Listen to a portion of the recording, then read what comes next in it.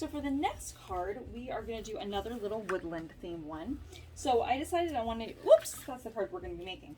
We're going to use these couple little trees, and we're going to use this mesh ribbon again, and then I have our card base here with our little metallic green and the wood grain, and this fun dark green twine here.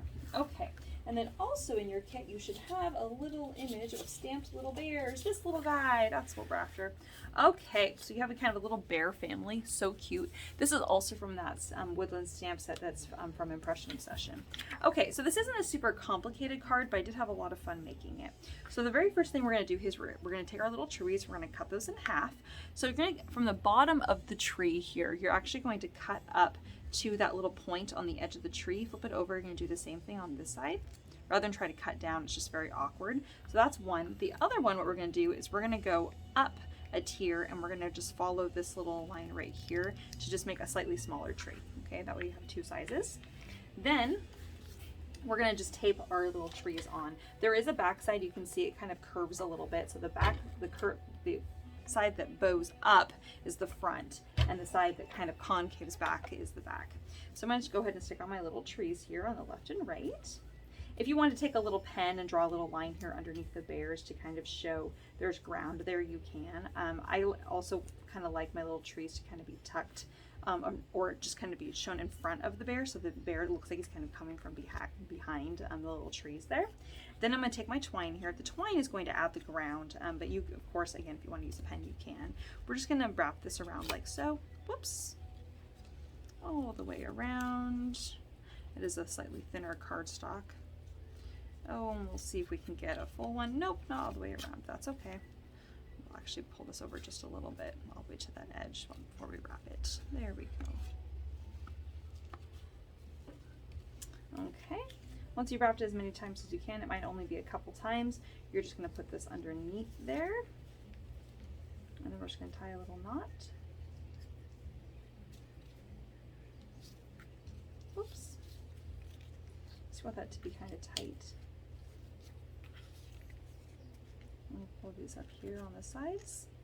We want it to be fibrous like this, kind of makes it look a little bit more rustic.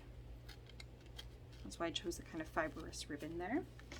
All right, and we're just going to trim those down so they're nice and small. Okay, so that twine kind of adds that kind of ground look to it and kind of makes it look a little bit more complete there. All right, then we're just going to flip this over, double-sided tape on the back side. We're going to do the double-sided tape on all four sides on the back. Then we're going to take our ribbon, and once again, we're just going to fold that in half and fold it in half again. Just going to trim those, and we're going to lay that down. And when we lay this down, I'm just going to show you one here. Actually, I want to give you more contrast. I'm going to show you one here.